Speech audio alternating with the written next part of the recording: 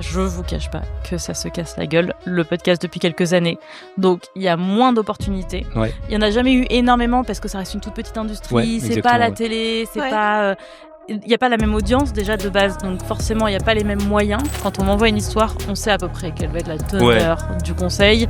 Et très souvent c'est en effet quitte-le, parfois quitte-la, mais souvent quitte-le. C'est un peu la subtilité. Ah, quitte-la ou quitte-le aujourd'hui? Je ne sais pas. Je considère que les gens qui réussissent souvent, c'est des gens qui ont juste continué.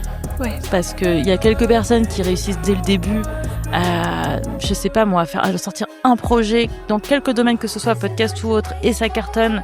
C'est super, mais combien ont cette chance-là? Même mon podcast actuel, le Love Gang, quand j'ai commencé à le sortir, j'étais contente de faire quelques centaines d'écoutes par mois. Et je me disais, bon, je continue de sortir les épisodes régulièrement. Et un jour, ces épisodes, ils seront dans le catalogue. Un jour, ils seront écoutés. Ouais. Voilà. Et en fait, il faut juste continuer. Il y a des gens qui se découragent parce qu'ils sont là. Oh, 3 épisodes, j'ai eu 40 écoutes, bah tant pis.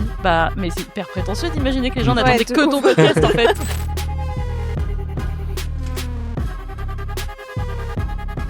Eh bien, bonsoir, bienvenue dans Upload. On est avec Samia du podcast Love Gang. Hello, salut à tous les deux. Salut. Ça va? Oui, ça va, très bien. À part que je me sens un peu mal parce que je suis habillée comme une meuf qui va faire du sport, donc une femme très active, mais c'est pas la tenue la plus sexy qui soit pour un enregistrement filmé. Écoute, on a peut-être omis de te dire que l'enregistrement serait filmé. C'est moi qui ai omis dans ma tête toute seule. C'est juste que t'es accro au sport. Exactement, je suis complètement accro au sport. Moi, 4 séances par jour. Non, je rigole. On a failli te croire, hein, franchement. Ouais, j'aurais pu le dire avec plus d'aplomb. Mais non, moi, on ne me décolle pas du tapis, ça c'est sûr. Enfin bref. J'imagine.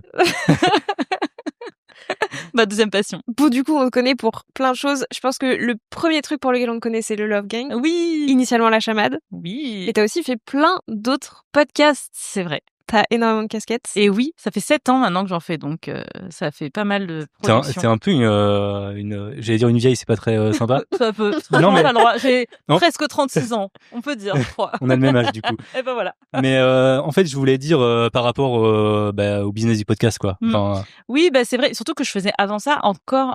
Donc en 2017, j'avais commencé un blog sur les podcasts qui s'appelait Radio Tips. Donc à l'époque, bon, je dis pas que c'était une époque où personne ne connaissait les podcasts. Il y avait déjà des studios de podcasts qui s'étaient créés, donc notamment Nouvelles Écoutes et Binge Audio. C'est vrai que oui, ils sont assez anciens. Slate aussi. Hein. Ouais. Bah oui, Slate, ils avaient commencé en 2016, donc c'était le début, mais ça commençait déjà à être un petit peu connu. Et puis moi, bon, l'avantage, c'est que j'ai découvert aux États-Unis, quand j'ai étudié aux États-Unis, donc c'est un peu pour ça que j'ai découvert au moment de l'explosion là-bas. Avant que ça commence en France. Mais c'est vrai que à l'échelle du podcast, je suis une dinosaure. Ouais. T'écoutais quoi? Pardon. Ouais. Tu l'as posé la même question? Non, j'allais dire, tu l'as découvert comment, le podcast? Alors, j'ai découvert... ça va répondre à vos deux questions. Ah bah très bien. En fait, j'ai découvert ça en 2014 quand Serial est sorti. Donc c'était vraiment... Je sais pas si vous l'avez écouté. C'est un classique. Ouais, en fait, j'ai pas écouté, mais c'est vrai que...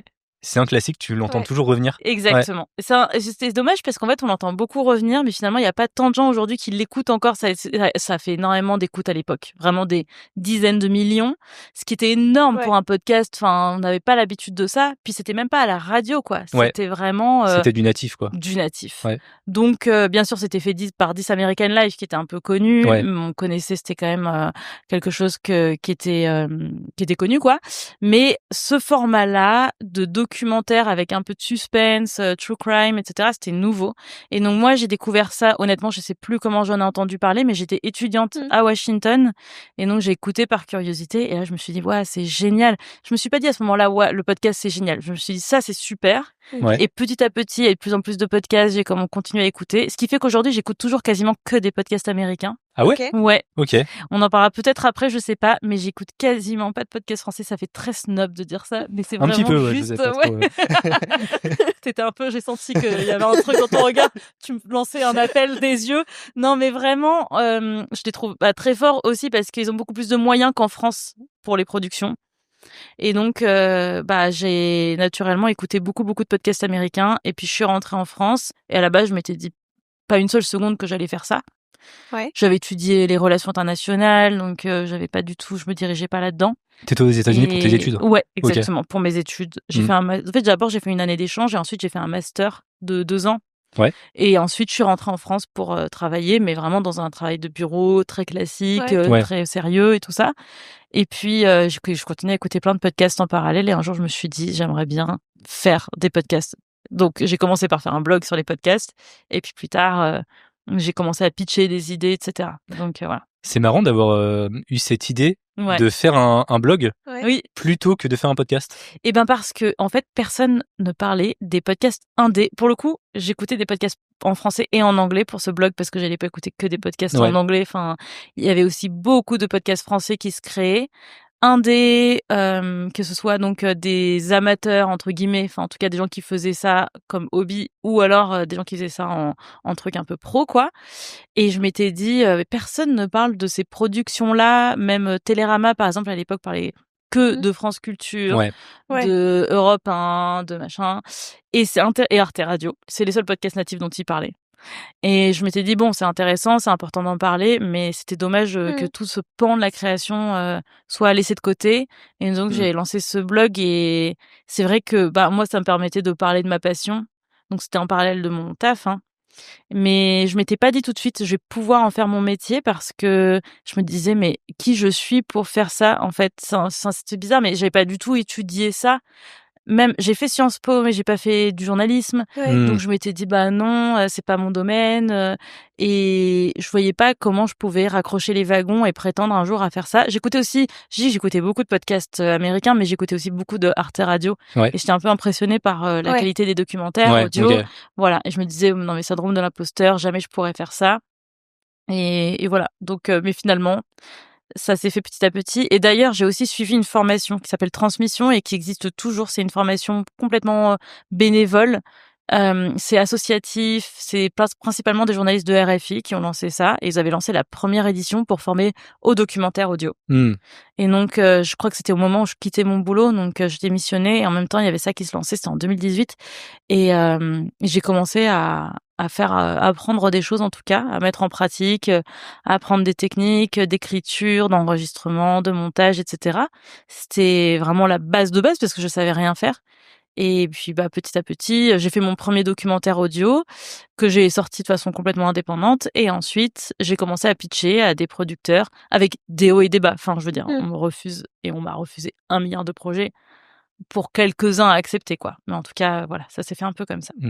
En fait, je trouve ce que je trouve cool avec ton parcours, en fait, c'est ta façon d'aborder la possibilité de gagner de l'argent dans du podcast. Oui. On pense tout le temps à mettre des pubs, lancer un Patreon, des trucs comme ça. On pense jamais à pitcher. Et voilà. En fait, il y a des producteurs quand même. Alors, Ouais. je vous cache pas que ça se casse la gueule, le podcast depuis quelques années. Donc, il y a moins d'opportunités. Ouais. Il y en a jamais eu énormément parce que ça reste une toute petite industrie. Ouais, c'est pas la exactement, télé, c'est Ouais. pas, il y a pas la même audience déjà de base. Donc, forcément, il y a pas les mêmes moyens. Et en plus de ça, il y a eu un petit moment où il y a eu beaucoup d'investissements et d'un coup, on a arrêté parce qu'on s'est dit, bah, on avait trop investi par rapport aux capacités. Ouais. Ce qui est d'ailleurs assez logique. Je pense qu'on a surinvesti à un moment. 2020, là. Ouais, 2020. Je pense que, par exemple, Spotify, moi, j'ai fait 2 séries documentaires avec Spotify. Je sais très bien qu'aujourd'hui, Spotify ne produirait plus ce genre de documentaire parce que c'est beaucoup de travail pour une écoute qui c'est pas Léna Situation, c'est pas des gros influenceurs. Et puis, j'ai pas l'impression qu'ils les mettaient de fou en avant aussi. Eh ben non, je crois, enfin, moi je trouve qu'ils mettaient pas assez en avant ce genre de production-là.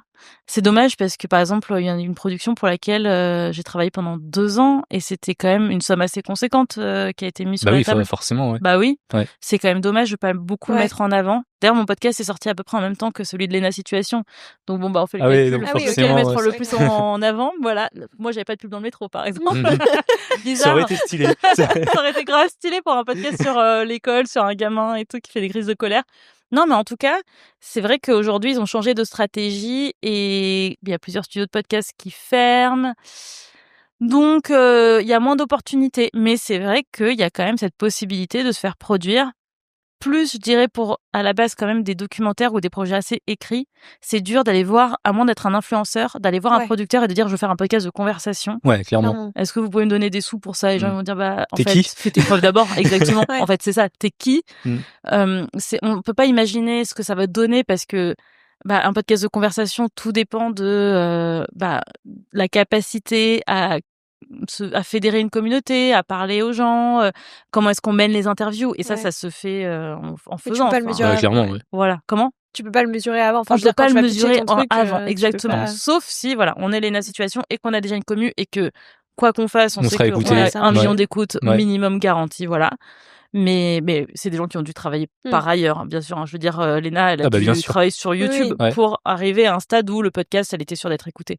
Mais n'empêche que c'est dur ce genre de projet-là, et c'est pour ça que mon podcast actuel, là, le Love Gang, ça m'est jamais venu à l'esprit de le pitcher à une boîte de production et personne ne l'aurait pris, quoi.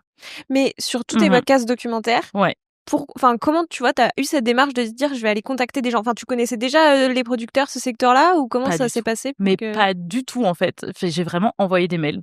Okay. J'avais écrit à Slate et à Spotify parce que j'ai fait un premier podcast avec Spotify. Je crois que c'était en 2019-2020, un truc comme ça. Et je crois que je l'ai pitché en 2018, quelque chose comme ça, ou tout début 2019. Donc, j'ai juste envoyé des mails. Et Slate, c'était à peu près en même temps. Donc, j'ai envoyé un pitch en disant voilà ce que je veux faire, voilà l'idée que j'ai. C'était peut-être un peu maladroit à l'époque. Je pense que je sais mieux pitcher aujourd'hui, même si c'est toujours compliqué. Mais ça m'est arrivé aussi de me faire refuser plein de projets. C'est-à-dire que j'ai eu l'idée de me faire produire, j'ai envoyé des projets et on m'a souvent dit non. Et à un moment donné, on m'a dit oui. Donc, c'est ça. On apprend aussi avec les refus. Ça, c'est important. Voilà. Et puis, parfois, les refus sont argumentés. Parfois, de façon pas très sympa. Comme Sylvain Gire, ancien directeur éditorial d'Arte Radio. Allez. Qui, on balance. De toute façon, il est plus là, mais, il est plus à ce poste, mais il est à la retraite. Mais de toute façon, c'est pas faux. Je sais pas si c'est toujours le cas, mais sur Arte Radio, il y avait écrit non pas comment se faire accepter un projet, c'était une page, c'était comment se faire refuser un projet. Donc pour donner un peu une idée de la vibe. Ouais. Et quand Sylvain Gire aimait pas un projet, juste il en voulait pas, quoi, pour une raison ou pour une autre. De toute façon, c'est normal, c'est son travail de dire oui ou non. Bah quand il disait non, c'était pas très sympa. C'était voilà. Et donc, bah, c'est comme ça aussi qu'on a des retours précis et qu'on se dit, ah, d'accord, c'est pas comme ça qu'on pitch un projet. C'était trop vaste, trop vague. J'avais pas de personnage, j'avais pas un pitch assez précis, j'avais pas assez justifié de l'intérêt du projet, etc. Donc, ça a aidé ensuite pour pitcher par ailleurs pour la suite, quoi. Exactement. Donc, ça faisait mal, mais c'était nécessaire. Et donc voilà. Mais oui, je pense que, en fait, de toute façon, c'est comme tout. C'est comme envoyer un livre à une maison d'édition. Qu'est-ce qu'on a à perdre? Pourquoi on l'enverrait à une maison d'édition? Non, mais c'est clair. Envoyons-le à 10, quoi. Ouais. Et puis, on peut envoyer à 2 maisons d'édition au début. Peut-être qu'il y en a une qui va faire un retour assez précis en disant ça va pas, bah, on va modifier ce qu'il faut. Enfin, en tout cas, ce qu'on considère être assez juste dans les modifs demandés. Et on peut renvoyer même à une autre maison d'édition. Et c'est comme ça que ça se passe. Pourquoi ne pas taper aux portes, quoi, en fait. Et le problème, mais dans la création en général, c'est ne pas se décourager. Parce que je considère que les gens qui réussissent souvent, c'est des gens qui ont juste continué. Ouais. Parce qu'il y a quelques personnes qui réussissent dès le début à, je sais pas moi, à sortir un projet dans quelque domaine que ce soit, podcast ou autre, et ça cartonne. C'est super, mais combien ont cette chance-là? Ouais, c'est clair. La plupart du temps, voilà, c'est juste, par exemple, ou même quand on commence sur YouTube, je pense que Léna Situation, je pense pas qu'elle ait eu immédiatement des millions de personnes qui ont regardé ses vidéos. Sûr. Et voilà, et elle a persisté. Ouais. Même mon podcast actuel, le Love Gang, quand j'ai commencé à le sortir, j'étais contente de faire quelques centaines d'écoutes par mois. Et je me disais, bon, je continue de sortir les épisodes régulièrement. Et un jour, ces épisodes, ils sont dans le catalogue. Un jour, ils seront écoutés. Ouais. Voilà. Et en fait, il faut juste continuer. Il y a des gens qui se découragent parce qu'ils sont là, 3 épisodes, j'ai eu 40 écoutes, bah, tant pis. Bah, mais c'est hyper prétentieux d'imaginer que les gens n'attendaient que ton podcast, en fait. Donc voilà. Du coup, le Love Gang, là, ça fait 2 ans maintenant? 2 ans et demi maintenant. 2 ans et demi? Déjà. Félicitations. Merci. C'est vrai que ça va vite, hein, c'est fou. Ouais, c'est fou, ouais. T'avais déjà fait des choses avant. Donc, est-ce que via ce que t'avais fait avant, ça t'avait déjà donné des objectifs? Ou alors, tu repartais un peu d'une feuille blanche et tu te disais, je pars en indé, peu importe? Alors, forcément, c'est très différent en indé, parce qu'on s'occupe évidemment de tout. Il n'y a pas de producteur. Moi, j'avais toujours travaillé qu'avec des producteurs, sauf mon tout premier documentaire indé, mais c'était vraiment un épisode. Ouais. C'était très particulier, puis je le balançais dans le vide. Il y avait c'était juste un épisode, quoi. Alors que là, donc, il faut tout gérer, la prod, la communication, tout. Et pour ça, c'est différent. Et aussi, c'était un podcast de conversation. Ouais. Par contre, ce que j'ai appris avec les podcasts que j'ai faits, c'est écrire une histoire, quand même si on n'a jamais fini d'apprendre à raconter une histoire, mais en tout cas, je l'avais appris avec le documentaire. Comment est-ce qu'on fait pour intéresser les gens? Comment est-ce que on fait pour ne pas ennuyer à certains moments? Enfin, on se répète beaucoup dans un podcast, par exemple. Il faut savoir virer tout ça. Les passages qui sont pas forcément clairs, peut-être appuyer un petit peu dessus pour que les gens comprennent bien avant de passer à la suite, parce que dans une histoire, il y a des moments sur lesquels on peut passer vite et il y a des moments sur lesquels il faut insister. Donc savoir un petit peu tout ça. Et donc ça, forcément, j'ai énormément appris en faisant mes documentaires, ça m'aidait énormément. Puis aussi, c'est un podcast qui est un podcast de conversation, mais qui nécessite que j'appelle les gens. Donc on m'envoie des histoires. C'est ça. T'as bien de le pitcher un petit peu là pour ceux qui connaissent pas. Oui, donc c'est des histoires d'amour, des vraies histoires d'amour d'auditeurs et d'auditrices. Ouais. Donc on m'envoie des histoires. Et si l'histoire est intéressante, je vais appeler la personne. On va parler pendant 1 heure, voire 1h30, voire récemment plus de 2 heures avec quelqu'un. Ça peut arriver. Ça devient des potes, en fait. Non, mais c'est fou parce que en même temps, les gens sont trop contents ce qui est normal. Ils sont sélectionnés. Oui, déjà. Et puis en plus, le but, c'est de raconter à quelqu'un encore son histoire. Donc en fait, c'est génial. Et ils sont là des fois. Ah, mais c'est pas trop chiant ce que je raconte. Je fais non, mais c'est génial. Vas-y, au contraire, moi je suis là pour ça, pour avoir tous les détails. Donc c'est trop bien. Et donc je reçois ces histoires. Donc j'appelle les gens, je prends tout en note et ensuite j'anonymise. Donc j'écris le script. Le script est très très très très fidèle à la réalité, à part que je change les noms, les lieux, etc. Et certaines activités, par exemple, des gens qui sont rencontrés dans un cinéma, je vais peut-être dire un match de basket ou des choses comme ça. Voilà, donc ça c'est vraiment du très marginal, mais je ne change rien aux situations, à ce qui est dit, etc. Et j'enlève, forcément, des fois on me raconte trop de détails. C'est-à-dire que ça m'a pas besoin d'avoir tous ces détails. Et ensuite, donc je scripte comme ça. Quand j'écris, je sais déjà quelles vont être, parce que moi j'ai des virgules sonores donc au milieu des épisodes à chaque fois, donc j'en ai 2 par épisode. C'est en 3 parties en fait. Et donc ça, je sais déjà avant d'enregistrer, je sais comment c'est découpé.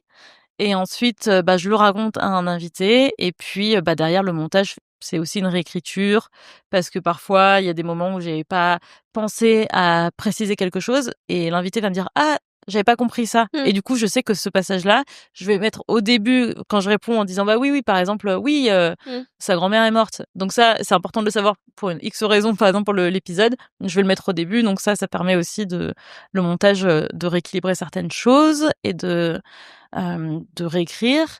Et donc je me suis perdue dans ma réponse parce que on disait c'était le pitch.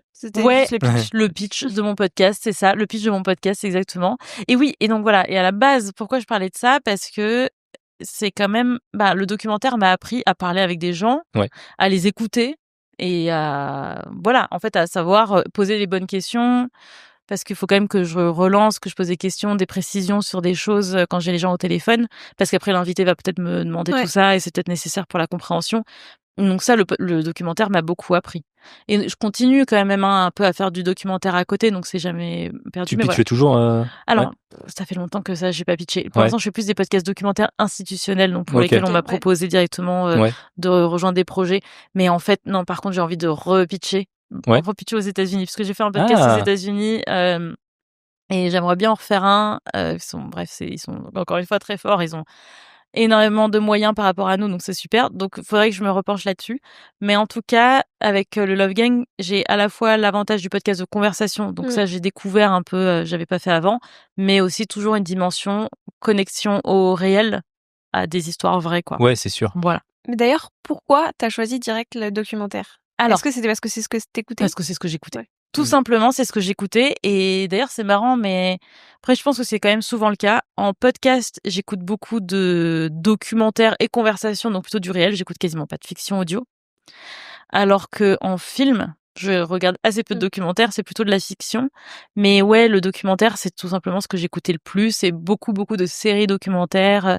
Et c'était génial. Ça peut être des sujets de true crime, comme Serial, ou ça peut être parfois des sujets qui n'ont rien à voir, mais la construction est intéressante. On apprend plein de choses. Enfin, exemple, une autre production de Serial, Nice White Parents, qui parle de la ségrégation raciale dans les écoles à New York. c'est hyper bien écrit avec un peu de suspense, etc. Mais en même temps, ça parle de la ségrégation raciale dans les écoles. On n'est pas du tout sur un meurtre, quoi. Donc voilà. Mais et j'adorais, je bingeais ça. Donc c'est pour ça que j'ai eu envie d'en faire, en fait, je pense.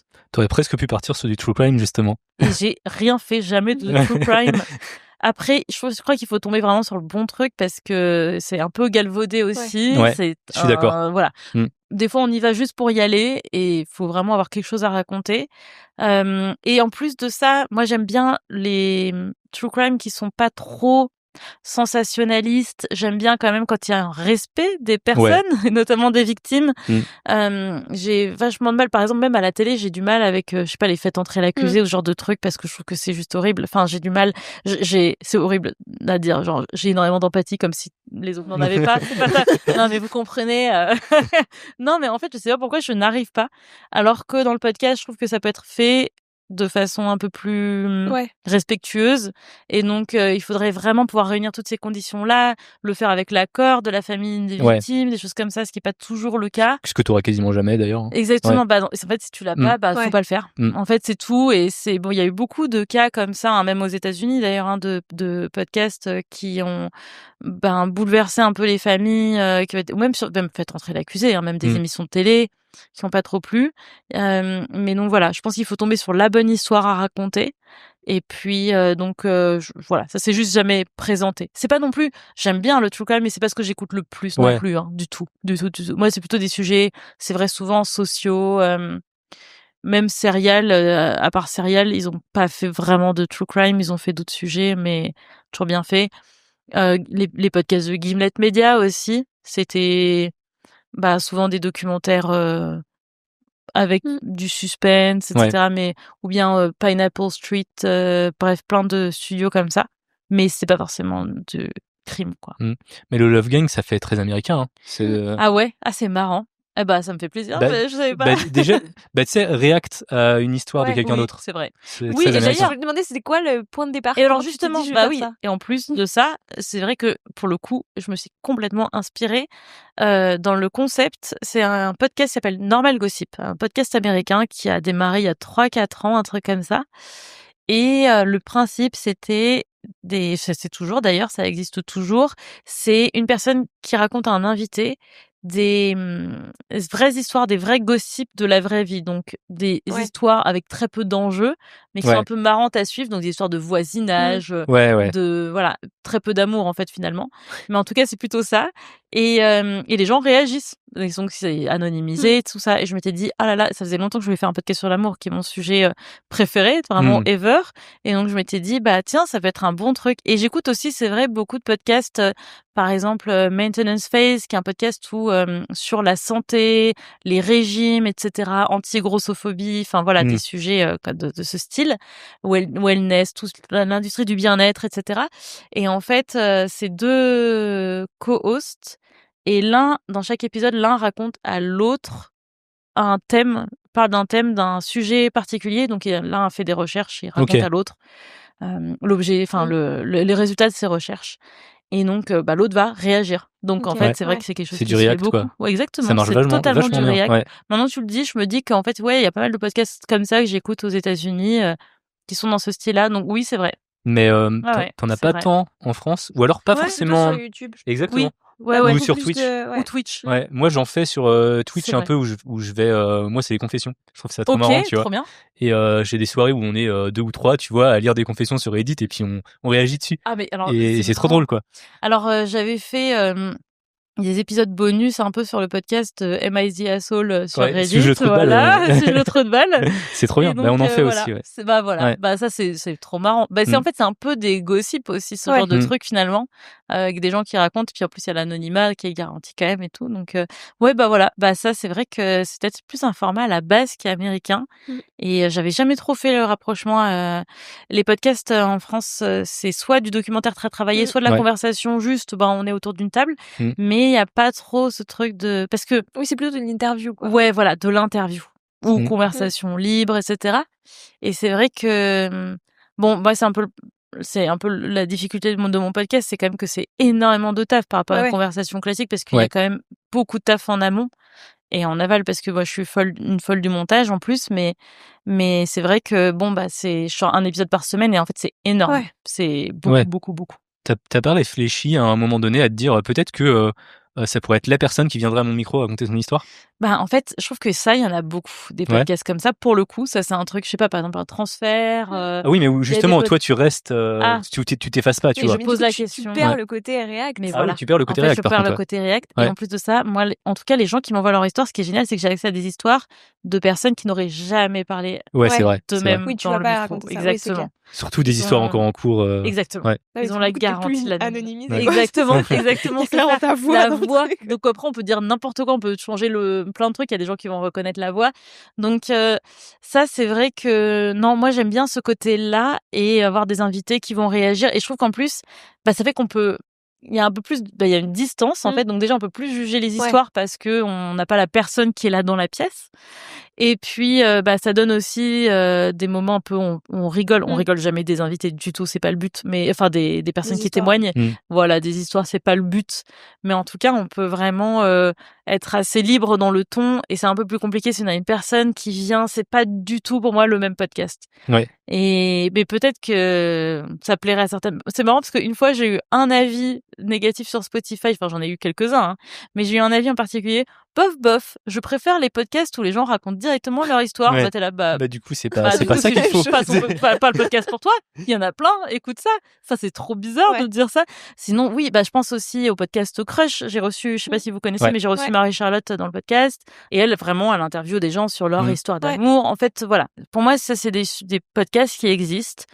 Et moi, le mien, il y a juste un concept différent, mais qui, du coup, implique à la fois. Donc, je reçois beaucoup d'histoires. Je ferme beaucoup le formulaire parce que sinon, je reçois trop. Tu m'étonnes. Donc, ça implique de lire les histoires, d'appeler les gens, d'écrire, donc de prendre les notes, d'écrire le script, de caler les invités, d'enregistrer avec les invités qui sont des personnes en plus complètement extérieures. Enfin, donc ça demande beaucoup d'étapes, mais j'aime bien. Voilà. Et tout ça sans intelligence artificielle. En vrai, le seul truc pour lequel j'essaye d'utiliser l'intelligence artificielle, c'est les titres des épisodes. Ah ouais. Mais ça ne marche jamais. Est-ce que tu balances tout le transcript? Alors non. Balance le transcript. Mais oui, c'est vrai. Et après, demande-lui des titres. Genre, est-ce que pour toi, sur quoi c'est l'épisode et qu'on donne un titre? Parce qu'en fait, moi, ce que je fais, c'est, moi, je dis juste. Ça parle de ça, machin. Parle de ça. Et balance le transcript. Ou alors, je dis, donne-moi des expressions autour de. Par exemple, je me dis, voilà, ça, c'est le thème. Voilà. Par exemple, au moment où on parle, j'ai sorti un épisode ce matin avec un homme qui ment beaucoup, qui a beaucoup trompé sa copine. Je l'ai écouté dans le train. Ah, voilà, exactement. Du coup, tu peux nous faire un react en direct. Non, mais en fait. Moi, mon react, c'est mais quitte-le, enfin. C'est ça. Mais c'est souvent ça mes réacts quand j'écoute tes épisodes. C'est souvent quitte-le. Mais en plus, les gens le savent quand ils me disent, quand ils me racontent les histoires, je dis, tu sais qu'on va dire juste quitte-le. Hein. Oui, j'ai juste besoin de l'entendre. Et donc voilà. Mais oui, donc là, je m'étais dit, bon, je sais que ça parle de mensonge, je sais qu'il y a une histoire de tatouage aussi dans cet épisode. Oui, c'est vrai. Et donc je m'étais dit, est-ce qu'il y a un truc à faire, genre, mais j'essaie d'éviter des titres un peu ridicules, quoi. C'est ça qui est compliqué. Donc, parce qu'il faut quand même respecter l'histoire. Exactement. Et donc j'ai essayé, j'ai dit à ChatGPT un peu des histoires, des titres pour un podcast autour du mensonge en amour, des tromperies, etc. Et j'ai quand même essayé de mettre le mot tatouage dans le prompt, très mauvais. Enfin, il m'a donné des trucs nuls. Enfin, c'était horrible. Et donc j'ai fait non, vraiment, je ne comprends toujours pas comment utiliser ChatGPT. J'essaye. Tu vois, depuis que je lui balance des transcripts, et à partir de ça, tu peux lui trouver des titres, des citations, tu vois, des choses comme ça. C'est pas mal en vrai. Des citations, c'est vrai. Des fois, je me dis, est-ce qu'il y a un truc qui est revenu beaucoup dans l'épisode? Et j'ai beau l'avoir monté l'épisode pendant 8 heures. T'as trop la tête dans le guidon. Oui, j'ai trop la tête dans le guidon. Et du coup, je suis là, mais qu'est-ce que je peux ressortir de tout ça? Il y a aussi, éviter de répéter les titres. Parce que parfois, il y a des thèmes qui reviennent. Donc, c'est compliqué.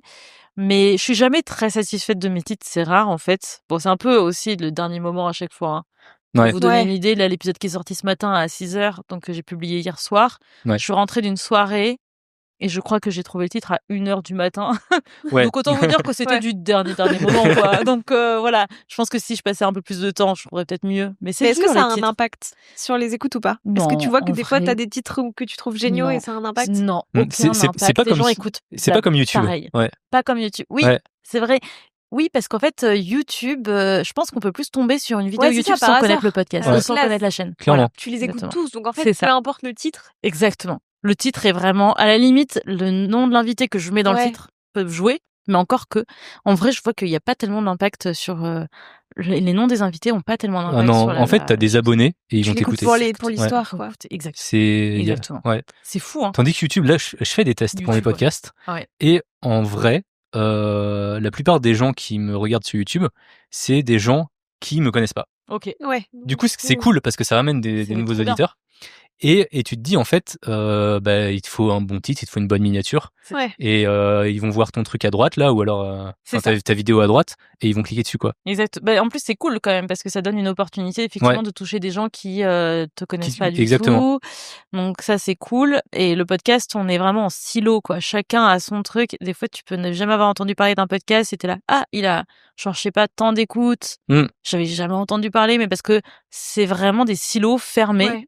C'est dommage. Donc oui, alors moi j'ai moins cet impact, donc le titre effectivement est moins important, mais il en faut quand même un, et en fait c'est bête, mais à chaque fois c'est le truc pour lequel j'essaie d'utiliser de l'IA et non, ça marche pas. Donc autant dire que les scripts et tout, j'en suis à 10 000 km. Enfin vraiment ça, je pense pas que j'utiliserai un jour l'IA pour scripter un épisode. Je crois pas en fait. J'aurais trop besoin de repasser derrière. En fait, un truc tout bête pour lequel j'ai essayé d'utiliser l'IA, c'est de faire des reels. Des fois, je filme donc les épisodes et je me dis, oh là là, c'est pas énorme, c'est 1h30 de reel. Donc, mais bon, Final Cut, machin, faut mettre les trucs, chercher le moment, puis couper. Et ça m'est arrivé d'essayer d'utiliser, par exemple, Opus. Opus Clip, ouais. Ouais. Et en fait, on a testé ça aussi. marche jamais. Ouais, c'est pas fou. C'est, non, et du coup, je sors rien. Enfin, j'ai essayé une fois, un mois de TC ou 2 semaines, je sais plus. Il fait non mais rien du tout. Donc en fait je les monte moi-même. Donc malheureusement ça fait que on peut pas sortir autant que parce qu'on est tout seul à faire ça. C'est ça. Ou alors après faut avoir des freelances avec toi et il faut du budget. Et exactement, il faut de l'argent et le podcast c'est compliqué car même moi je m'étais dit quand je ferais des écoutes j'aurais de l'argent. En fait dans ma tête c'était l'un va avec l'autre. On m'avait vendu ça aussi. En fait non, on peut faire des écoutes et ne pas trop toucher d'argent finalement. C'était Acast qui m'avait contacté en disant ça pourrait être cool de mettre de la pub dans votre podcast et tout. Ce serait trop bien en plus. C'est 15 € le CPM, vous faites tant d'écoutes machin. Je dis, attends, je vais faire le calcul. Ah ouais, c'est cool. Mais en fait, c'est juste qu'ils en mettent pas autant que promis et puis. Non, mais en fait, déjà, ils en mettent pas autant que promis. Il faut savoir que donc il y en a pas. Ils sont censés t'en trouver aussi des sponsors. Alors, et ça, c'est compliqué aussi. Les sponsors, c'est à partir de 80 000 écoutes par mois que là ils mettent. Alors qu'avant, c'était plus bas le seuil était plus bas. Et maintenant, ils disent non, il faut qu'il y ait au moins 80 000 écoutes par mois. Et alors là, au moins, quand il y a des sponsors, c'est plus cher. C'est plus cher, 60 € à peu près. C'est ça. Alors que les pubs intégrées dynamiquement, c'est 15 €. 15 €. 15 € quand c'est bien. Ouais, c'est ça. Entre 10 et 15, quoi. Ouais. Et en plus de ça, si on veut bloquer des catégories de pubs, parce que moi, je suis assez sensible, j'ai mis très tard, donc ça fait que 6 mois que j'ai mis de la pub sur mon podcast. Parce que je suis contre plein de choses en fait dans la vie, donc j'ai pas envie d'avoir une plateforme pour mettre en avant des trucs que je trouve nuls, quoi, pour X raisons. Et donc j'étais assez réfractaire, mais donc si en plus on bloque ça, par exemple, je voulais bloquer Carrefour, qui est pro-Israël, et en fait on ne peut pas bloquer un annonceur en particulier. Des catégories. C'est ce que j'ai demandé si tu pouvais faire ça. Et non, il faut bloquer que des. Et donc on peut pas bloquer toute la grande distribution. C'est un des annonceurs les plus importants. Déjà qu'on gagne 0,000. Enfin non mais j'exagère, mais je gagne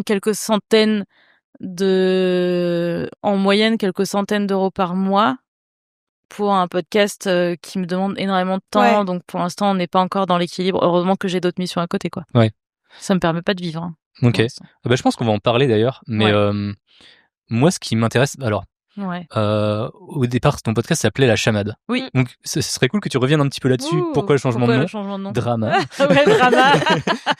Podcast drama, on aime ça. Ça va être du coup, ça va être le titre de l'épisode. Exactement. Podcast drama. Et ce qui m'intéresse aussi, c'est est-ce qu'il y a eu des répercussions sur les écoutes? Ok. Et vas-y. Bon, vas-y, il y avait une troisième question. Non. Première question, pourquoi j'ai changé de nom? Parce que quelqu'un avait déposé le nom Chamade pour le podcast à l'INPI. Et Et bon, c'était un petit podcast qui ne parlait pas du tout du même sujet que le mien. Genre, ça parlait pas d'amour, ça parlait du beau, je crois, ou un truc comme ça. Et en fait, quand elle m'a contactée, cette fille-là, pour me dire, j'ai déposé le mot chamade, son podcast s'appelait juste chamade. J'ai dit, ah mince, et tout, j'avais pas du tout fait attention à ça. Bon, my bad, c'est ma faute, hein. Mais en tout cas, je m'étais dit, bon, on parle pas du tout du même sujet, on n'a absolument pas les mêmes couvertures de podcast, enfin, je voyais pas trop le rapport. Et c'était un petit podcast, et je m'étais dit, bon, j'ai pas l'impression de lui voler des écoutes. Limite, quand on tapait la chamade, on pouvait tomber sur son podcast, ça remontait. Ça pouvait lui ramener des auditeurs. Bon, voilà. Ok. Pour moi, c'était mon truc. Mais bref, j'ai dit, il faut que je regarde quoi faire, etc. Et en fait, je me suis renseignée auprès d'une juriste d'abord qui m'a dit non, mais il y a pas de souci, elle a pas d'argument valable, il y a pas de problème, tu peux garder ton nom. Et en fait, j'étais débordée en plus, donc j'ai mis ça de côté.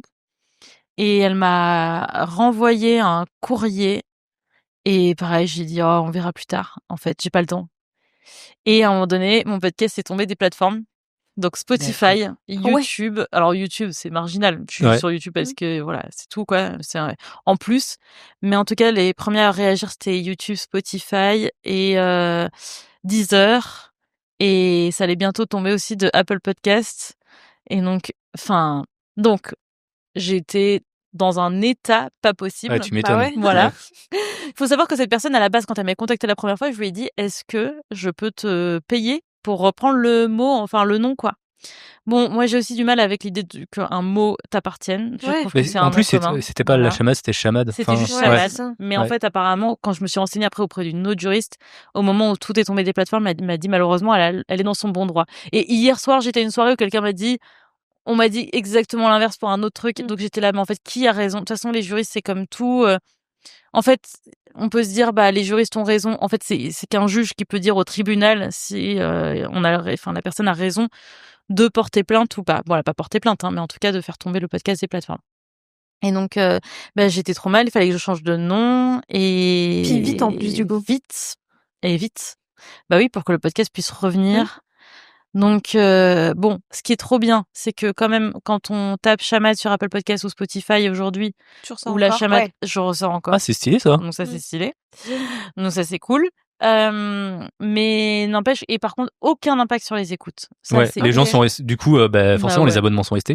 Et oui, et en fait, je pense que je l'ai expliqué au départ, j'ai expliqué sur Instagram, mais le nombre de gens qui me suivent sur Instagram, c'est assez marginal par rapport à l'audience du podcast, donc je m'étais dit mince, il y a des gens qui vont pas capter, donc je l'ai dit aussi dans un épisode. Et finalement, ça a bien marché et j'ai pas eu du tout de baisse d'écoute, aucune, mais vraiment aucune. Okay. Et limite, ça a permis de refaire la cover, etc. Même si le Love Gang, je suis toujours pas convaincue du nom. Ah, j'aime bien moi. Moi, j'allais te demander si toi, d'un point de vue, c'était pas trop dur d'avoir quitté le premier nom. Quoi. C'est dur parce que la chamade, j'ai jamais eu un seul doute sur ce nom. Ouais. Et à la limite, je préfère la deuxième cover, la nouvelle, quoi. Ok. Mais le nom, je préfère toujours la chamade. Et en fait, ça me fait mal au cœur parce que le Love Gang, c'est un nom qu'il faut que j'apprenne à aimer encore et que j'ai choisi dans l'urgence. Enfin, voilà, même si j'ai demandé à plein d'amis, on a énormément brainstormé, mais c'était pas facile. Donc, bon, voilà, c'est comme ça. Là, je peux plus jamais changer de nom. Enfin, c'est pas changer une troisième fois, enfin une deuxième fois. Tu l'as déposé à l'INPI ou pas? Eh bien non, car il faudrait que je le fasse. Et en fait, c'est pareil. Fais-le vite, on a des auditeurs. Mais oui. Mais en plus, c'est financièrement pas anodin, quoi. Il faut choisir plusieurs catégories. C'est pas énorme. Toi, tu l'as fait? Ah oui, tu l'as payé combien, toi? J'ai fait pour le nom de ma boîte, parce que c'est un label aussi. Et en vrai, je crois que c'est facilement 150 balles, un truc comme ça. Hein. Ah, là, c'était plus encore. Hein. Ah ouais? Ah ouais. Parce qu'en fait, on m'avait dit, genre, j'ai consulté une juriste, il fallait tant de catégories. En plus, oui, t'as les catégories. Et moi je suis pas passé. Alors, elle m'a dit, mais bien sûr c'est bien sûr qu'elle dit ça. Elle dit il faut passer par un juriste parce que sinon tu vas mal le déposer et tout ça et t'as ChatGPT les catégories. En vrai c'est vrai, oui non mais je suis tout à fait. Oui voilà, non mais si c'est que 150 €, je peux le faire demain. Mais je m'étais dit ah non il faut que je paye la juriste et tout. Oh là là. Donc bref, je l'ai mis en tout dernier sur ma liste des priorités. Mais il faudrait que je le fasse. Et en plus ça me saoule parce que je considère que les mots sont pas ma propriété. Mais en même temps, si un jour quelqu'un dépose, je me retrouve avec le même problème. Je suis complètement d'accord. Mais si quelqu'un dépose après la création de ça change rien. Alors il y a toutes les écoles. Il y en a qui vont dire ah non, du coup t'as pas la qui prime. Ouais. Et en fait, il y en a qui vont dire non parce que c'est toi qui as sorti le truc. Mais en fait, en vrai, il y a pas de réponse tant que la personne ne t'a pas poursuivi en justice, que t'aies dépensé énormément de frais d'avocat et que tu croises les doigts pour que le juriste choisisse ton camp. Donc en vrai, on peut rien dire. Mais c'est fou comme des juristes, mais c'est comme les avocats, comme tout. Ouais. En fait, après, c'est un business à se faire, quoi. Ouais. Et chacun a son interprétation de la loi, des trucs. Enfin, je sais pas pourquoi, il y a pas une réponse claire. Donc voilà. Non, mais c'est vrai qu'il fallait que je le dépose. Et je l'ai pas fait. Et moi, j'avais déposé juste le nom, mais pas le logo. Et alors? Et du coup, il faudrait déposer les deux. Et voilà. Oui, parce qu'il y a marque verbale et marque. Ouais. Je sais plus quoi là. Physique. L'image, quoi. Non. Je sais pas comment ils appellent ça, mais. Oui. Bah oui, faut. Mais je trouvais que ça coûtait trop cher et voilà. ça m'embêtait, mais. Non, mais enfin, ça n'a aucun sens en fait. Mais surtout, ça sert pas à grand chose. Enfin, non. En fait, je vois pas ce que ça change s'il y a deux podcasts qui ont le même nom. Et en fait, ils parlent pas du même sujet en plus et tout, et voilà. Et en plus, bon, je trouve, enfin, moi, je maintiens vraiment que ça permettait à cette fille-là d'être découverte en plus. Mais bon, voilà, elle était pas contente. Elle voulait rien entendre. Donc, j'ai proposé au départ, quand elle m'avait contacté, de lui donner des sous pour reprendre le mot, le nom, le déposer. Elle a dit non. Enfin, il y avait rien à faire, quoi. Donc, tant pis. C'est comme ça. Donc, il y a un moment où, j'avais pas le choix que de réagir vite, quoi, pour que mon podcast revienne sur les plateformes. Donc, ouais, surtout, j'ai regardé, ça faisait 2 ans qu'elle avait rien publié, il me semble, ou un truc comme ça. Ah, ça y est. Elle avait recommencé. Je sais pas du tout là. J'avoue que je suis pas du tout. Tu t'es pas abonné à la chamade? Bizarrement, à chamade. Pardon. Non, mais en fait, sur le coup, elle avait sorti juste après. Je l'ai écouté. Du coup. Histoire d'un litige. Ouais. Et elle disait, oh là là, je suis dans mon droit. Je vais vous raconter mon histoire difficile et comment ce que j'ai traversé et tout. Avec tous ces haters. Ouais, tout ça. Et après, elle était là, non, mais en plus, il y a des gens, quand je parlais de mon podcast, ils me disaient, ah, c'est toi la chamade. Et moi, je disais, c'est trop bien. Moi, c'est chamade. Et j'étais là, franchement, je suis trop flattée, en fait. Faut pas déconner, je suis pas non plus un podcast à 2 millions d'écoutes, mais c'était là, c'est cool. C'est qu'il y a quand même des gens qui disent, la chamade. J'étais juste non, flattée. pas du tout. Non. Non, mais voilà. Bon, après, maintenant, ça y est, c'est clos. Mais en tout cas, ouais, la deuxième cover, je la préfère. Je la trouve vraiment très cool, un peu plus moderne et tout. Mais le nom, il faut encore que je m'habitue. Enfin, il faut que j'apprenne à l'aimer, quoi. Donc, je voulais assumer le côté un petit peu, et c'est ça le problème, c'est que j'ai encore du mal à l'assumer. Le Love Gang, il y a un côté un petit peu, comment dire, un peu ridicule, c'est-à-dire un peu too much, voilà. Et je m'étais dit, il va falloir que je l'assume, mais ça peut être marrant. Et j'ai l'impression que je l'assume toujours pas. C'est ça le problème, en fait. Donc, alors que la chamade, je le disais sans problème le nom. Mais voilà, hein, écoute, il n'y a pas le choix maintenant. Je peux pas changer encore. Tu pourrais, en vrai. Oui. Je crois que je vais faire chez tout le monde. Là, c'est encore. Alors attendez, on rechange tout. Non, mais en vrai.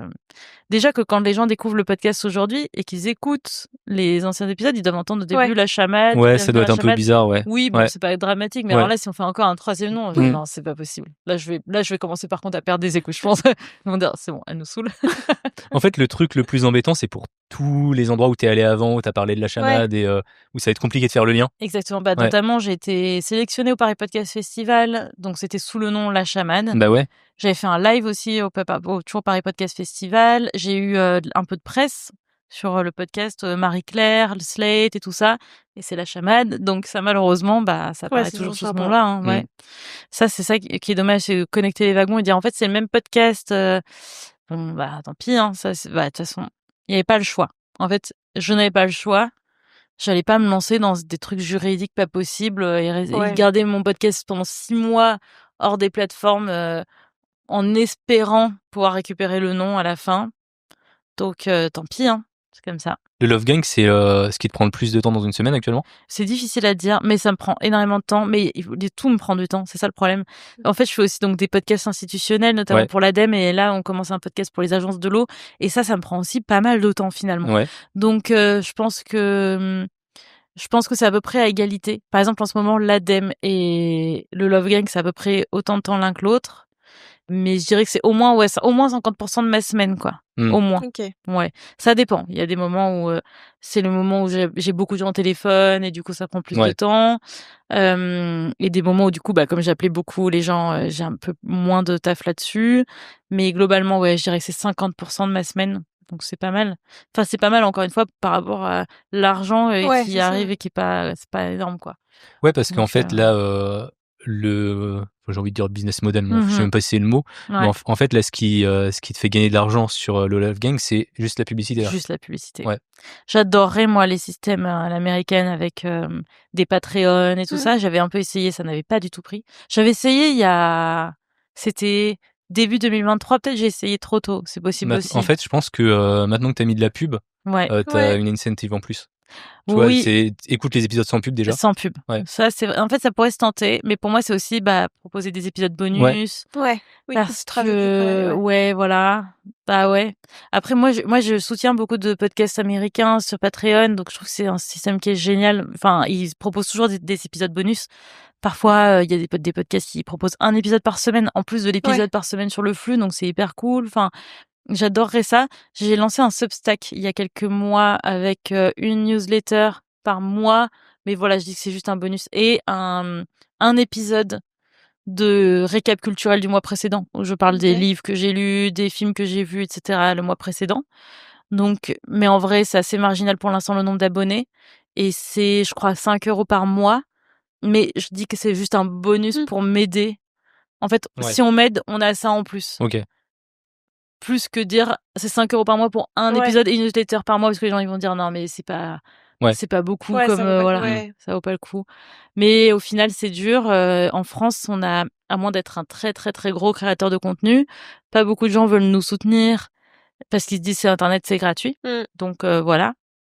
Malheureusement, c'est un peu le problème et je trouve que il faudrait sortir de cette mentalité-là et aider un peu les podcasts. Et en même temps, je dis ça et je comprends. Par exemple, moi, je suis abonnée à 2 médias écrits, quoi, et je peux pas imaginer être abonnée à 40 000 trucs. Enfin, et les podcasts, c'est pareil. Genre, soutien 3, je peux pas être abonnée à 1 milliard. C'est plein de slow médias, tu peux pas. Donc, Exactement. Donc, un truc. Donc, voilà, c'est pas du Netflix ou du machin où on est abonné à un truc et on a plein de contenu. Voilà. Donc, je peux comprendre aussi que tout le monde ne puisse pas aider tout le monde. Mais en tout cas, les gens qui sont quand même assez fidèles, c'est dommage que ils aient cette envie d'aider. Bon, voilà. Moi, j'ai quand même une tech dessus parce que je suis aussi sur Patreon. Ouais. Et je pense que t'es parti trop tôt de la plateforme. Oui, peut-être. En fait, c'est vraiment du long terme. Ouais. En fait, tu vas galérer pendant des mois et des mois avec 10-15 balles par mois. Oui. Et ça va monter, mais petit à petit. C'est vrai. Vraiment petit à petit. C'est vrai.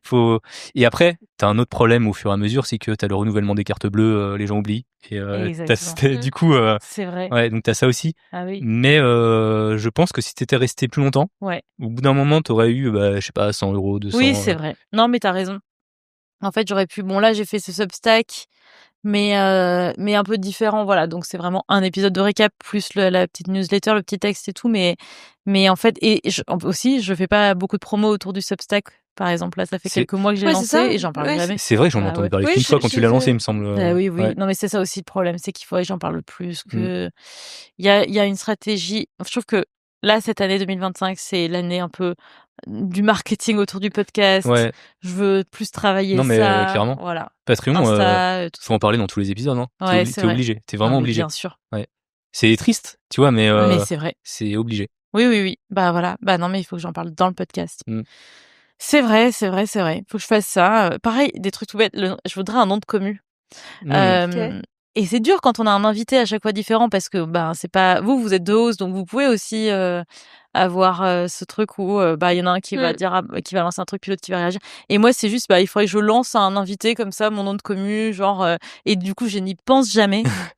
Et je n'y pense jamais parce qu'en plus j'ai pas trouvé le nom de commu et je m'étais dit mais ça c'est bête mais ça permet aussi de fédérer un peu, de dire par exemple j'écoute 4 quarts d'heure que vous connaissez sûrement, le podcast de conversation, et je sais pas, les gens qui écoutent c'est les 4 quarts d'os, ou bien Marie de Brouwer qui fait tchatcheuse, c'est les tchatcheurs et les tchatcheuses, et c'est tout bête mais ça fait une impression d'appartenir quand même à une communauté. Alors, il y en a qui m'ont dit, dis le gang, ou justement le Love Gang. Et parce que c'est vrai que c'est un nom qui, finalement, tu fais partie d'un gang, quoi. T'es dans le Love Gang. Je me suis dit, mais déjà, je trouve ça, encore une fois, un peu ridicule. J'ai encore du mal à m'habituer à ce nom, donc, mais pourquoi pas. Et en fait, aussi, je trouve que c'est plus simple de dire, par exemple, tchatcheur, tchatcheuse, c'est une personne qui est enfin tu vois, on dit pas une personne et pas un gang, quoi, tu vois. Je trouvais que ça sonnait bizarre, mais il faudrait peut-être que, enfin bon, bref. Encore brainstorm. Ouais, mais c'est important en fait, c'est con, mais ça permet aussi aux gens de se sentir un peu inclus dans le truc. Comment tu choisis les gens avec qui tu débriefes? Les invités? Ouais. Eh bien, je les choisis. Alors, c'est marrant parce que là, en ce moment, je contacte beaucoup de gens que je ne connais pas directement. Donc, je connais leur travail, mais je les connais pas directement. Mais souvent, c'est des amis d'amis, etc. Des gens dont j'admire le travail. C'est souvent des humoristes ou créateurs de contenu, etc. Voilà. Mais là, je me suis dit, sortir un peu de ma zone de confort et essayer d'aller chercher un peu des gens que je ne connais pas directement. Donc, envoyer des mails dans le vide, quoi. Et voir s'ils répondent et s'ils acceptent ou pas. Donc, mais en tout cas, moi, mon critère numéro 1, c'est est-ce que c'est des gens qui sont marrants. Ouais. Et globalement, c'est pas très difficile de trouver des gens qui sont marrants. La plupart des gens ont envie de rigoler, il y a pas de problème. Et en même temps, qui sont bienveillants. Il faut qu'il y ait une vraie discussion, que ce soit pertinent, leur avis soit pertinent, mais en même temps qu'on puisse un peu rire et détendre l'atmosphère. Et donc, c'est un peu ça, mes critères, quoi. Donc, tout simplement. Et au départ, moi j'ai une question, parce que quand t'as lancé quand même ce concept, ça repose beaucoup sur les gens t'envoient des histoires. Oui. Mais genre, au début, déjà, à quel point t'as eu ce truc de genre, bon, combien de temps ça va tenir, tu vois, avant que tu reçoives pas d'histoire. Et au début, tu prends les histoires de qui? De mes amis d'amis, en fait. Genre des gens de l'entourage où j'étais vraiment partie à la chasse aux histoires. C'est ça. Et oui. Et en plus, donc, et je m'étais dit, je vais sortir un formulaire, mais est-ce que les gens ça va prendre? Est-ce que les gens vont m'envoyer? Est-ce que les gens déjà vont écouter? Et ensuite, si oui, est-ce qu'ils vont m'envoyer des histoires? Et donc, ça a mis un peu de temps, mais après, c'est arrivé. Et maintenant, c'est l'inverse. Donc, j'en reçois tellement des histoires que je ferme. Là, le formulaire est fermé depuis plus de 2 mois. Et je pense que je vais pas l'ouvrir avant février. Et même là, j'ai assez d'épisodes pour des mois et des mois et des mois, si je voulais, là, maintenant. Enfin, juste avec ce que j'ai en stock, quoi. Donc finalement, ça a pris et ça, c'est cool. Je pense que les auditeurs et auditrices aiment bien l'idée que on soit bienveillant et ils entendent ça c'est aussi dans les invités, que les gens qui viennent au micro sont des gens qui sont sympas et les écoutent et les comprennent. Donc ça aide à soumettre l'histoire, puis à l'anonymat aussi, donc c'est quand même pas mal. Et donc mais moi ça me fascine toujours que les gens me fassent confiance alors que ils me connaissent pas autrement que par le podcast et qu'ils envoient leur histoire et que je les ai au téléphone et qu'ils me racontent tout. Je suis là, mais quelle confiance, quoi. Non, mais c'est vrai, ça, toi, franchement. Eh ben, je crois pas, hein, parce que tu vois, j'ai jamais envoyé un courrier du cœur ou un truc comme ça, ou Reddit. Je postais un truc sur ma life, donc je suis pas sûre que je le ferai en fait. Hein. Mais je trouve que Reddit, c'est un peu différent parce que c'est directement toi qui. C'est directement toi. Là, d'une certaine manière, tu te dis on peut me retrouver. C'est vrai. Alors que là, comme t'es l'intermédiaire, finalement. Mais il y a une prise de risque aussi qui est que c'est moi qui raconte l'histoire, donc il faut que les gens me fassent confiance sur la façon dont je vais raconter l'histoire en plus, parce que tu pourrais prendre parti, je pourrais prendre parti, je pourrais oublier des détails, je pourrais mal raconter des choses, être complètement à côté de la plaque sur un truc. Donc faut aussi me faire confiance sur les gens n'ont absolument pas la main. Une fois qu'ils m'ont raconté l'histoire, ils ont pas la main sur l'épisode. T'as déjà eu des retours justement de personnes qui t'ont envoyé des histoires et qui t'ont dit en fait c'était pas tout à fait ça? Eh ben franchement non. Ah c'est ça, cool. C'est cool. C'est trop bien. Ça peut arriver des fois qu'on me dise j'ai oublié de te dire ça, et peut-être que effectivement si vous aviez eu cette info là en plus, ça aurait peut-être changé un peu les choses. Ça serait mis un peu plus tard. Mais globalement non, en fait ça c'est quand même assez cool, c'est que les gens sont toujours contents, ça leur fait, alors globalement les retours ça fait très bizarre d'entendre l'histoire, surtout anonymisée parce que c'est leur histoire et en même temps pas complètement, mais ça reste quand même leur histoire et ça fait toujours très bizarre. Et en même temps, ça les aide beaucoup. Et donc, franchement, ça, c'est le truc numéro 1. Le but du podcast, c'est des histoires en cours pour qu'à la fin, on puisse donner des conseils et les aider pour la suite. Et donc, non, j'ai toujours, ça c'est cool, toujours des bons retours. Est-ce que les gens appliquent les conseils que tu donnes? Souvent, ouais. Ça m'arrive qu'on me renvoie des. D'ailleurs, ça fait longtemps que j'ai pas fait d'épisode update où je donne des nouvelles des gens. Je l'avais fait l'année dernière. Faut que je le fasse. Mais des fois, on m'envoie spontanément en disant, au fait, j'ai kiffé machin ou truc. Ça m'a mis un peu de temps, pris un peu de temps, ou bien.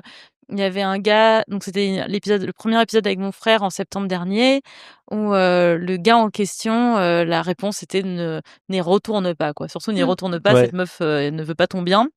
Et ben le jour de la sortie de l'épisode, comme il lui avait dit qu'il avait envoyé l'histoire au podcast, elle s'était dit je vais quand même écouter toutes les semaines jusqu'au moment où ça va tomber sur son histoire. Et en fait, donc la fille concernée, le crush en question, a écouté et elle lui a écrit. Wow. Et il a réussi à ne pas retomber dedans grâce à l'épisode. C'est beau. Voilà. Et donc j'étais là, trop cool. Donc ça fait plaisir. Mais bon, après les gens font ce qu'ils veulent. Bah oui, bien sûr. Ça reste, voilà. Mais cela dit, et ça c'est un truc que je dis souvent, quand on m'envoie une histoire, on sait à peu près quelle va être la teneur du conseil. Et très souvent, c'est en effet quitte-le. Et parfois quitte-la, mais souvent quitte-le. C'est un peu la subtilité. Ah, quitte-la ou quitte-le aujourd'hui? Je ne sais pas. Mais en tout cas, c'est vrai que les gens me disent, je sais à peu près ce qu'on va me dire, mais j'ai besoin de l'entendre d'une personne extérieure. Exactement ça. Hein. Parce qu'en fait, les conseils à la fin, ils sont un peu évidents. En fait, au final, quand tout va bien, t'as pas besoin d'envoyer ton histoire. Exactement. Exactement. Et souvent, quand ça va pas, c'est qu'il y a un gros problème. Et tu connais le problème. Et tu connais. Exactement. De toute façon, c'est des gens c'est eux qui m'ont raconté tout. Ils m'ont dit, par exemple, l'histoire que t'as écoutée du coup dans le train aujourd'hui, l'histoire de l'épisode qui est sorti ce matin, c'est vraiment un mec qui trompe tout le temps sa meuf. Enfin, bien sûr qu'elle sait qu'on va lui dire, laisse tomber avec ce gars, quoi. N'insiste pas. Évidemment. Mais elle a besoin de l'entendre d'une personne extérieure. Et ce qui est trop bien aussi, c'est pourquoi est-ce que les gens écoutent du coup un podcast, des histoires qui ne sont pas les leurs, mais c'est parce que ça leur donne des billes pour leur propre histoire. Et ça, c'est trop cool. En fait, t'as plein de choses qui se recoupent. Exactement. Je trouve que en vrai, tu vois directement les patterns exactement, parce que c'est toujours la même chose. Et voilà, exactement. Parce que finalement, c'est toujours pareil. C'est toujours, il faut communiquer. Ouais. Et il faut arrêter avec des losers. Voilà, c'est tout. Donc c'est vraiment les deux trucs. Et donc t'es là, attends, mais j'ai un loser dans ma vie moi aussi. Donc ça s'applique à moi aussi. Et donc souvent c'est un podcast en plus qu'on découvre au moment des ruptures, des grosses peines de cœur. Moi quand on m'écrit c'est je binge ton podcast et je l'ai découvert parce que je traversais une rupture. Je cherchais des podcasts sur l'amour et ça me fait du bien d'entendre que des gens galèrent. Ouais. Et même moi, ça m'aide énormément. Ce que je dis à chaque fois aux gens que j'ai au téléphone, c'est franchement, moi, ça m'aide aussi de savoir que d'autres personnes galèrent, même si j'aimerais qu'elles ne galèrent pas. Mais en tout cas, ça m'aide de savoir que je suis pas la seule. Et puis d'en parler, moi, raconter ces histoires aux invités, que les invités disent non mais comment elle a pu accepter cette situation. Du coup, moi, je me dis moi, comment j'ai pu accepter cette situation aussi. Enfin voilà, on est toujours en train d'apprendre. Donc. Et c'est vrai que c'est beaucoup plus facile de juger l'histoire des autres que les siennes. Exactement, parce que quand on est dedans, c'est complètement, c'est très très dur. Et ça, je comprends tout à fait. C'est pour ça que je blâmerai jamais la personne qui est dans une situation merdique, parce que ça dépend de la distance qu'on arrive à prendre avec cette histoire. Et parfois, c'est trop compliqué. C'est des gens qu'on va croiser au travail. Des amis d'amis, donc on les croise à des soirées tout le temps, etc. Ils font partie de notre vie. Donc, bien sûr que de l'extérieur, on va dire, non, laisse tomber, bloque-le. Et en réalité, c'est dur à mettre en pratique. En plus, il y a toujours une emprise liée aux sentiments et tout ça. Donc, oui, on juge toujours mieux les histoires des autres, ça, c'est sûr. C'est sûr. Si on devait se baser que sur ce que je dis dans le podcast, je serais vraiment une grande sage. Si on regardait mes histoires d'amour, on dirait pas ça du tout. Et comment tu le vois évoluer, justement, ton podcast ? Alors, j'aimerais bien, il y a plein de choses que j'aimerais faire. Donc, déjà, toujours augmenter les écoutes. Ça, j'aimerais toujours avoir de plus en plus de monde qui écoute. Ça serait trop cool. T'as eu des paliers, d'ailleurs, ou alors... Oui. En fait, mon tout premier palier, c'était quand Slate a parlé du podcast. Donc, j'ai sorti le premier épisode en juin 2022. Et c'était en décembre 2022 que Slate en a parlé, la journaliste Mathilde Mélin, qui est spécialisée podcast. Elle avait mis dans les 10 meilleurs podcasts de l'année. Trop bien. Trop cool. Donc ça, j'avoue que ça avait grave. Pour un podcast tout jeune en plus. Ouais, exactement. Ça fait trop plaisir. Et c'est cool parce que l'audience, les gens qui lisent Slate sont globalement les gens qui écoutent des podcasts. Donc ça se recoupe beaucoup. Je dis ça parce que Télérama a beaucoup parlé de mes documentaires. Télérama, j'adore. C'est super pour le côté prestige. En termes d'écoute, c'est zéro, quoi. Les gens n'écoutent pas de podcast. Les gens qui lisent Télérama n'écoutent pas de podcast en général. Donc voilà. Et ensuite, j'avais passé un deuxième palier aussi, c'est quand 4 quarts d'heure avait parlé en l'été suivant de mon podcast. Louise avait fait son quart d'heure là-dessus. J'avais aussi été mise ce même été-là par Louis Média, mise en avant par Louis Média dans le flux d'émotions, donc avec un épisode diffusé sur leur flux. Et émotions faisait déjà 400 000 écoutes par mois, donc c'était un gros boost, voilà. Donc tout ça m'a permis de passer des grosses étapes. Et après, globalement, ça a été un peu monté tranquille, quoi. J'ai pas eu un autre truc qui m'a fait vraiment radicalement changer de catégorie depuis. C'est plus... après, c'est juste du bouche à oreille, des choses comme ça, donc ça a été plus lent, voilà. Mais donc, évidemment augmenter les écoutes, ça c'est mon but de l'année. Et ensuite, donc bien, ça passe aussi par le marketing, faire plus de communication autour du podcast, notamment sur Instagram, plus de facecam, de choses comme ça. Il y a des enregistrements publics, donc j'en ai déjà fait 2, un au Forum des Images et un au Paris Podcast Festival. Et là, il y en a un qui arrive au Culture Fest en mai, donc c'est trop cool, les événements de Manon Bril, donc c'est trop bien. Donc j'aimerais bien en faire plus des événements comme celui-ci. J'adorerais écrire un livre, mais je veux pas écrire un livre pour écrire un livre, genre un truc qui est fini dans les toilettes des gens parce que c'est juste Love Gang, le podcast, le livre. Le podcast, le livre, exactement. Je ne veux pas ça. Donc je suis en train d'écrire un roman. Donc mon but de l'année, fiction, bah merde, enfin attendez parce que ça fait longtemps que je n'avais pas retouché, ça faisait un an au moins. Donc il faut vraiment que je m'y remette. C'est mon objectif de l'année où je me suis mis un programme pour terminer mon roman qui parle d'amour sans surprise, mais c'est un roman. Et donc j'aimerais bien faire ça. Donc c'est pas directement lié au podcast, mais c'est lié à l'amour. J'aimerais bien, il y a des invités que j'aimerais avoir, et notamment plus le monde du cinéma. Je vais beaucoup au cinéma. C'est hyper dur d'avoir des gens, des acteurs et des actrices, en fait. C'est un monde qui se mélange assez peu avec le podcast. Sauf si on est le Floodcast et qu'on reçoit Pierre Ninet. Ouais, forcément, Voilà. Mais en fait, ça se mélange de plus en plus avec YouTube. Oui. Ouais, YouTube, carrément. Et pas encore trop le podcast. Mais alors moi, franchement, si on me disait demain, déjà, tu reçois qui tu veux, moi, ça fait des années que je veux Adèle Exarchopoulos, que j'adore. Donc voilà, mais il y en a plein d'autres. Leila Bekti et tout, il y a plein de gens que j'aimerais recevoir. Adèle. Non, mais Adèle, parfaite, incroyable, génial. Donc voilà, plus d'invités comme ça. Et bon, voilà, c'est déjà pas mal, je pense, en termes d'objectifs. Ouais, c'est cool. C'est pas mal. C'est pas mal. Voilà. Du coup, tu es dans le podcast depuis assez longtemps, donc tu as connu la hausse du podcast en France justement vers 2020 et tout. Oui. Ça s'est un peu recassé la gueule. Oui. Comment tu vois ça? Comment tu vois l'industrie du podcast actuellement Je suis pas hyper optimiste, j'avoue. Je pense que... Alors, il faut pas s'exagérer l'importance des podcasts, parce qu'on se rend vite compte quand on sort de Paris que personne n'écoute de podcast, et quand ils entendent podcast, bah voilà.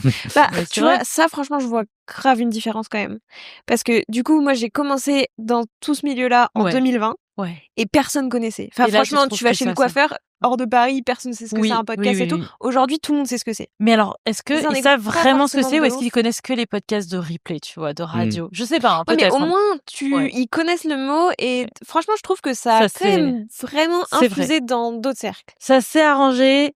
Mais les gens, globalement, souvent, ne savent pas comment découvrir les podcasts. Ouais, c'est ça.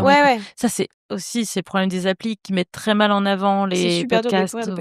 C'est très parisien aussi. Hein. Ouais. Moi, j'habite dans un village de 700 habitants. Ah, t'habites où, toi? J'habite en Vendée, tu vois. Ah oui. Et du coup, ça y est, ils commencent à connaître un peu autour de moi. Bah, c'est vrai. Oui, ils connaissent un peu. Les gens commencent à connaître. Franchement, à l'époque, personne connaissait ça. Enfin, tu dis, je fais un podcast, les gens étaient en mode quoi? C'est quoi? Oui, non, mais je suis d'accord. C'est quoi? Tu fais quoi? Oui. Non, t'as raison. J'ai dû expliquer mon métier quand même. T'as dû quand même expliquer. Parce que déjà, t'as le podcast à expliquer, mais au fait, comment t'en vis? Qu'est-ce que tu fais? Qu'est-ce que tu fais chez toi à la maison, là? Oui. Tu vois, beaucoup de gens ne savent pas, ce qui est normal. Non, mais ça, je comprends tout à fait. Mais alors, moi, je sais pas si je suis très optimiste. Parce que, en fait, ce qui est le plus rentable aujourd'hui, c'est des podcasts de conversation simples. Mais du coup, comment on fait pour rentabiliser des podcasts qui demandent un peu plus de temps? Je parle déjà du mien qui demande plus de temps, mais encore plus des podcasts documentaires qui ont une rentabilité moyenne par rapport au temps investi. Donc, je sais pas comment faire. Comment faire pour que on ait les mêmes moyens que la télé, par exemple? Mais en fait, il faudrait qu'il y ait encore plus d'auditeurs. Et c'est peut-être ça qui pêche. Et plus il y aura d'auditeurs, et plus on pourra avoir plus on aura de sous, et plus ça permettra de relancer le truc. Mais moi, je suis pas hyper optimiste. Je pense qu'il y a quelques podcasts qui s'en sortiront. Et peut-être un peu comme sur YouTube, cela dit, quelques-uns qui s'en sortent, pour une vaste majorité qui n'arrive pas à gagner un centime avec. Moi, j'ai l'impression qu'il y a un truc à jouer avec YouTube, mais après, quand j'en parle, on me tape dessus. Tu veux dire les podcasts filmés et tout? Bah ouais, mais en fait, en vrai, oui, c'est juste que, est-ce que c'est un podcast? Voilà. Moi, je m'en fous complètement de ça. Mais alors, vraiment, c'est sûr que je regarde pas les vidéos, moi, quand c'est filmé, mais je vois ça fait du mal à qui, en fait? En fait, t'as les aficionados du flux RSS, tu vois. Oui, ils ont fait écouter en flux. Mais en fait, tu vois, je me dis, t'as une émission, et après, tu l'as. C'est un média que t'as créé, Et après, le reste, t'as le podcast à YouTube, tu le balances partout, quoi, en fait, tout simplement. Oui. En fait, c'est ça. Et puis, s'il y a des gens qui sont pas contents, ils écoutent en audio, et puis c'est tout. Moi, quand j'ai fait des podcasts avec Spotify, on m'a dit, alors, parce que du coup, c'est des podcasts qui sont produits par Spotify, donc en exclu sur la plateforme. Et on m'a dit, alors, c'est pas un podcast, parce que le podcast, c'est le flux RSS. Et toi, c'est que sur Spotify, donc c'est antinomique, et ça ne, franchement. Alors, du coup, qu'est-ce que j'ai fait? C'est quoi, alors? Exactement. T'es là, pardon, Spotify m'a donné assez d'argent pour faire mon podcast, donc c'est tout, quoi. Toi, tu m'aurais donné combien, en fait, pour faire ça sur un flux RSS? Donc, moi, je m'en fous des guerres de chapelle, de machin. Et tant que il y a l'option d'écouter juste en audio, c'est ça. Chacun en fait, ça fait de mal à personne. Mais quoi. ça ne fait de mal à personne. Non, je m'en fous complètement de ces guerres de trucs ah ouais, il y a des gens qui perdent trop de temps. Ouais, non, mais c'est clair. Et puis je pense même que ça peut faire venir des gens justement dans l'écosystème podcast. Exactement. Quoi. Parce qu'il y a des gens qui vont découvrir ça sur YouTube et donc qui vont dire et qui vont découvrir par ce biais-là les podcasts, effectivement, et écouter d'autres trucs. Pareil, il y en a qui vont dire Léna Situation, oh là là, son podcast il est pas ouf et tout. Mais en fait, peut-être que son podcast, on en pense qu'on veut, on peut aimer ou pas, mais n'empêche qu'il est écouté c'est ça. déjà. Et donc, c'est que ça plaît à des gens. Et ensuite, ça ramène des gens vers un format, parce que peut-être qu'ils vont écouter le podcast de Léna Situation, ils auront écouté tous les épisodes. Et puis après, peut-être il y aura une suggestion de l'algorithme qui va dire, tiens, écoutez ça après, ils vont découvrir d'autres podcasts grâce à ça. Donc, en fait, non, moi, ces guerres-là, ça m'intéresse absolument pas, quoi. Mais tu vois, pour moi, c'est pour ça que, puisqu'il y a de plus en plus, de youtubeurs et tout qui se mettent à faire des podcasts, pour moi, c'est en vrai en développement au niveau de l'audience. Parce que tu vois, tous les gens, en vrai, elle a forcément ramené plein de gens qui n'écoutaient absolument pas de podcast. C'est sûr. Qui maintenant, tu vois, vont écouter ça et tout. Oui. En vrai, pour moi, le problème, je trouve que le principal problème, c'est vraiment l'algo, où c'est super compliqué de découvrir des nouveaux podcasts aujourd'hui, à part le bouche à oreille, quoi. Oui, exactement. Et puis aussi, ce que Léna Situation a ramené, je pense, c'est des personnes qui n'étaient pas forcément directement la cible des podcasts, parce que c'est fou, mais en dessous de 25 ans, déjà, il y a moins de gens qui écoutent.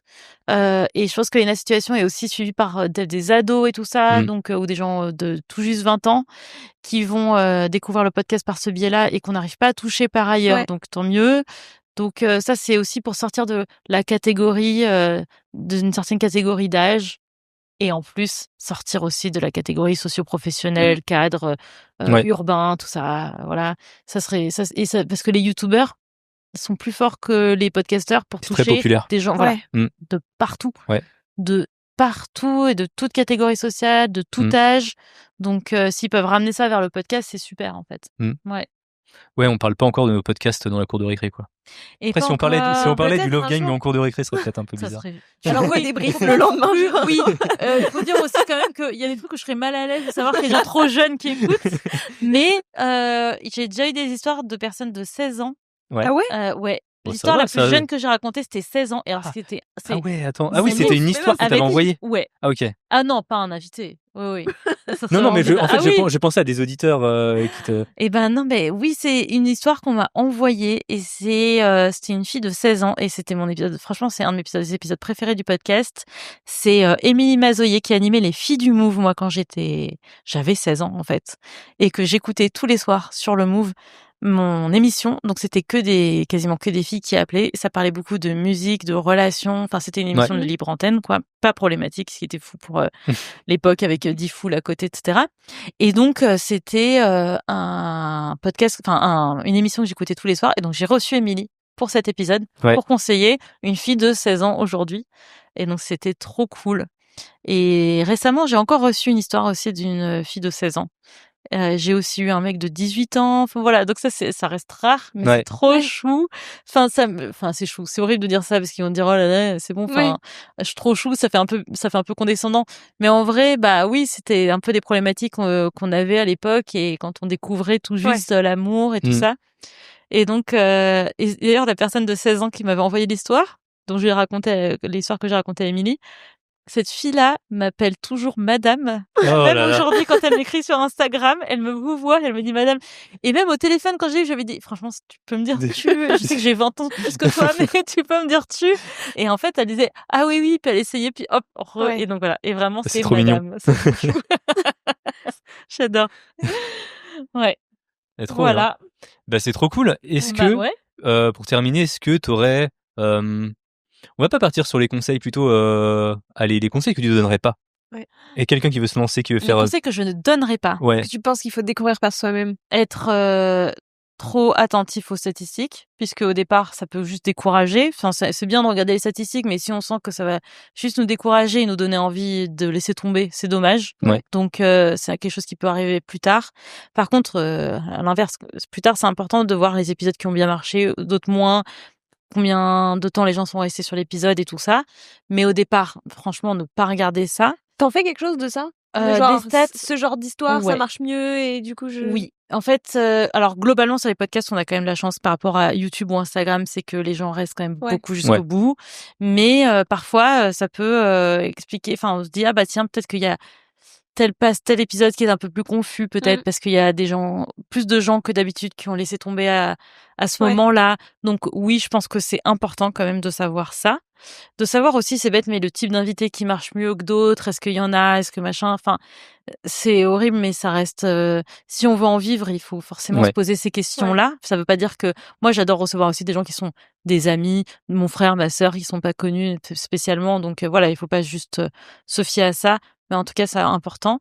Mais au départ, ne pas trop se concentrer là-dessus, et en fait, continuer vraiment coûte que coûte, et un conseil que je ne donnerai pas, c'est ne jamais faire écouter son podcast autour de soi quand on n'a jamais fait de podcast avant, surtout, avant de se lancer dedans. C'est-à-dire que idéalement, il faut pas mettre un truc sur Internet si on l'a pas fait écouter, ne serait-ce qu'à un ami, une personne de sa famille, tout ça. C'est rare une personne qui est bonne sans consulter personne. Ouais. Donc, il faut absolument faire écouter, surtout au départ. Enfin, moi, les documentaires que j'ai sortis, heureusement que je les ai pas juste sortis de ma tête, quoi. Ouais. Parce que sinon, ça aurait pas été du tout cette qualité-là. J'ai eu la chance d'être produite. Donc, j'avais des oreilles. Mais à la base, il faut toujours faire écouter, voir qu'est-ce qui marche pas. Malheureusement, là, avec mon podcast aujourd'hui, je sors un épisode par semaine. J'ai pas le temps. Ouais, bien sûr. Mais j'aimerais à terme, moi, si j'ai assez d'argent sur le podcast, j'aimerais bien avoir au moins une personne qui travaille avec moi et avoir une deuxième oreille, au moins ça, quoi. Ça serait vraiment génial. Ou un jour rejoindre un média ou quoi, et donc que ce soit toujours que ce soit une production un peu différente et qu'on puisse avoir plusieurs personnes qui écoutent. Mais ouais, ne jamais, juste balancer un épisode comme ça en disant non mais moi ça me plaît, donc ça va plaire. C'est comme tout, il faut vraiment faire gaffe à, les premiers auditeurs, c'est les gens autour de nous, et ça va déterminer la qualité aussi d'un épisode, quoi. Donc voilà. Ok, trop bien. Merci. Merci à toi surtout. C'était vraiment cool. Intéressant, franchement, c'est super. Longue vie à votre podcast, c'est cool. Et puis, désolée encore une fois d'avoir une tenue absolument pas appropriée. Elle est parfaite. T'inquiète pas. Ça ne change rien au contenu. Ça ne change rien au contenu. Exactement. Et si vous n'aimez pas, vous écoutez en audio. Exactement. En tout cas, merci beaucoup. Merci aussi d'avoir écouté cet épisode jusqu'au bout. On se retrouve dans 2 semaines pour le prochain épisode. Salut!